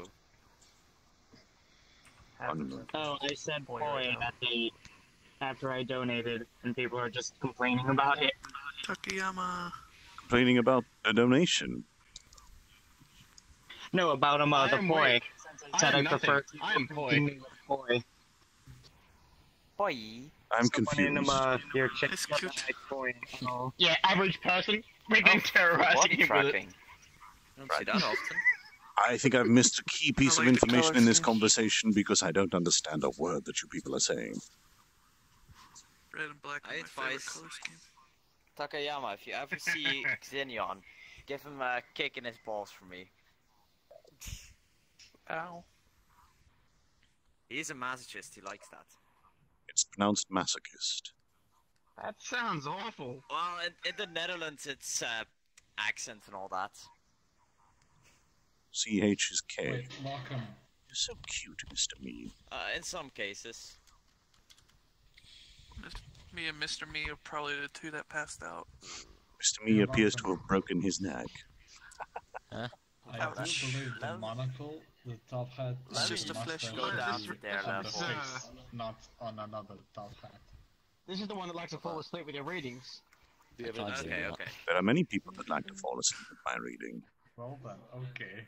It's either I'm too Oh, you know, big or I I'm was too struggling small. myself. Too small. Too many pulleys. Oh, I see. They've broken the Yeah, my gestures room on the is right cold and I'm hand. under a blanket. These autism fighting me to have. Curious. You now need to hold the gestures to keep them there. That sucks. It's either I'm too big or too small. I mean, Oh, you just trying out the look new at me as controls? compared to this bed. Trying them out. They've been forced on us. I think. Well, You yeah, have to that's what I hold mean. the But I gestures. think it said something Okay, like you Xanthra hold the just trigger completely also to lock it. dominates it. I mean, Jesus, you're small. I don't like the new movement. I keep walking further than I want. Yeah, Takayama's full Yeah, they body, said so there's it's easy like an for enforced him. delay, like when you like Get you push the later. movement or something. Oh no, wait, that may be for delay or for gestures. Let me see if my hopper I fits don't know. here. It might. Hopefully they fix it and roll it back, because I don't understand it. Okay, there we go. Oh, good. Now I'm too tall. That's what I mean. Hold on. I just stood on this chair and I just fell through it. Is this normal? Is this normal that I just fall through the chair? I don't know what you mean. Is Mr. Me asleep? There's chairs above that little area, and if I try and stand on them, I fall through them. Like, here I am. Oh yeah, no, I see what you mean. Kinda. Oh well. You can sit on them still. It's weird. But if you move, you crush some tinies. Hi, Parker Ranger. Step on all the tiny people. Oh crap, yes. Wait, There's Parker totally, Ranger's there's here? totally, Hold on. there's totally not a If they've fetish broken like that. these gestures... Oh no. I've seen it. I'm worried now. I think I know what that means. This might affect your pole dancing. Well, movement definitely will, but oh my god, this is so goddamn annoying. Move across the desk, your legs just... They did say that That is eventually, not Mags, they're normal going to anymore. implement the old system as something you can Your switch back legs to move so in the weird system there. menu. Eventually? Like how long? Because that's going to ruin almost all of my avatars. No lie. Based on what Ron was saying, By the way, eventually what's it was the the best sword we on could my get. fatal Cool. board at the moment? Everybody's playing that suddenly. So this is going to be completely broken now. Well, it's new. That's the name of the game. There we go. Now I know the name. I spent so many hours already playing it. So how's everyone who's... They said there's like a delay on the gesture also. What game? Sword Art Online Fatal Bullet. Then I can no longer use this avatar. Okay, we'll have to check it out, I guess. It's pretty good. I have Especially if you like played anyway. it myself, but Great. a lot of my friends Perfect. like Marcel That's plays. exactly what I wanted. And Ryan also plays it and all that. A lot of people are suddenly Noble's playing playing it. SAO. Icrium. Oh well. I stopped getting back for punching me in the Is face. it like, wait, is it, do I have to buy the game or? Yeah, you have to buy it. Just means everyone I will think miss the out for a cheapest little is while. 40-something bucks. It's been so long since I've actually released one anyway, so... I was planning to do it on the new map that I've Only almost if you're finished. interested. I guess not anymore.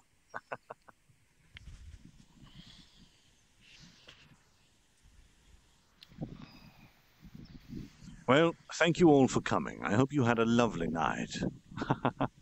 Is this the model? I did. This is the new one. A very good choice. Experiment. Cute. Beast Friends are very nicely put together models. What kind of friend are you? Yes, and thank you all for attending in the stream. That avatar you just had was very confusing when you were up there. I kept seeing it out of the corner of my eye, thinking that I was loading someone still.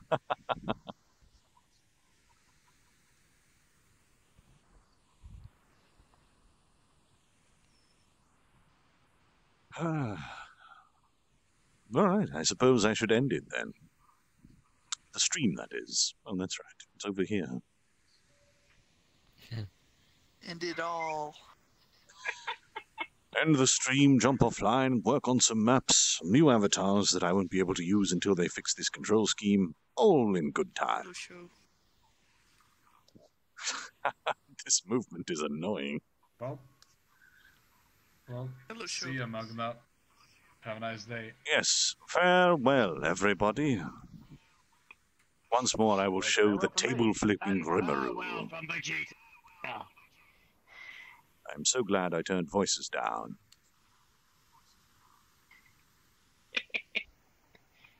Table flip.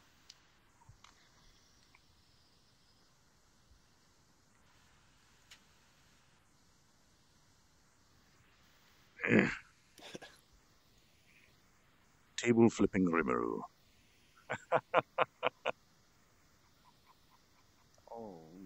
A good thing to end it on.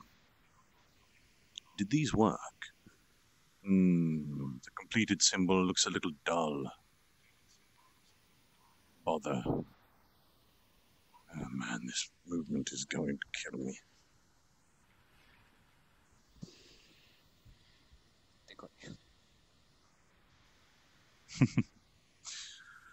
Flip all the tables.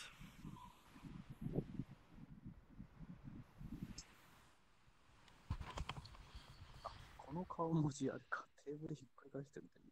あ、この字か。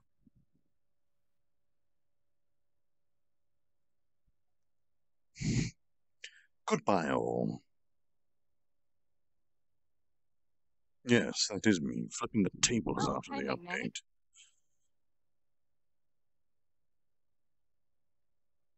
No, you cannot bind anything to keyboard keys. Anyway, with that, dear friends, I'm going to end the stream. Thank you all once more for coming. I hope you had a lovely time. Until next time, farewell.